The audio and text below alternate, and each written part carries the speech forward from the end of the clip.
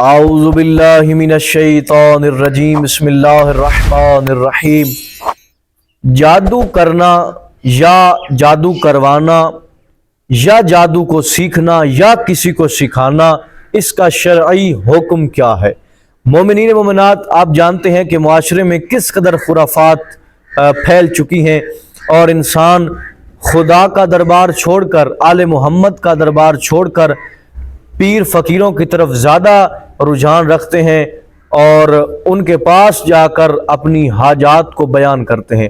سب سے پہلے یہ یاد رکھیں کہ اس پوری کائنات میں، اس پوری دنیا میں سب سے پاورفل جو ذات ہے وہ خدا کی ذات ہے۔ اگر خدا چاہتا ہے تو آپ کا یہ کام ہوگا، اگر خدا نہیں چاہتا تو کوئی بھی پیر، کوئی بھی فقیر، کوئی بھی انسان کچھ بھی کر لے، خدا کی تقدیر کو بدل نہیں سکتا۔ خدا کے بعد جو خدا کے برگزیدہ بندے ہیں، آل محمد یا نبی ہیں یا اولیاء ہیں خدا کے، ہاں ان کے دروازے پر جائیں، ان سے استغاثہ کریں، ان کا واسطہ دے کر خدا سے مانگیں، تو یقیناً خدا آپ کی قسمت کو بدل دے گا۔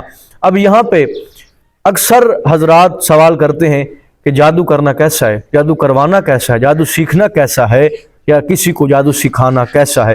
تو یہ ہمیشہ یاد رکھیں، شریعت مقدسہ میں یہ چاروں فعل حرام ہیں۔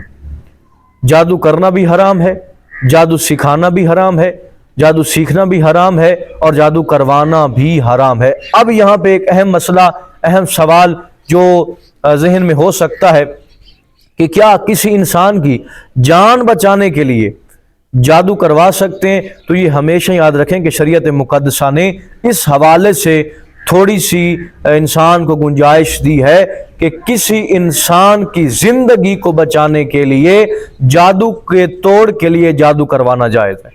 ہاں، یہ ایک صرف صورت بن سکتی ہے کہ جس صورت میں جادو کے توڑ کے لیے آپ جادو کروا سکتے ہیں اور انسان کی زندگی کو بچا سکتے ہیں، وَإِلَّا باقی تمام صورتوں میں جادو کرنا، کروانا، سیکھنا اور سکھانا حرام ہے۔ امید کرتا ہوں کہ آج کی یہ ویڈیو آپ کے لیے کافی فائدہ مند ثابت ہوئی ہوگی۔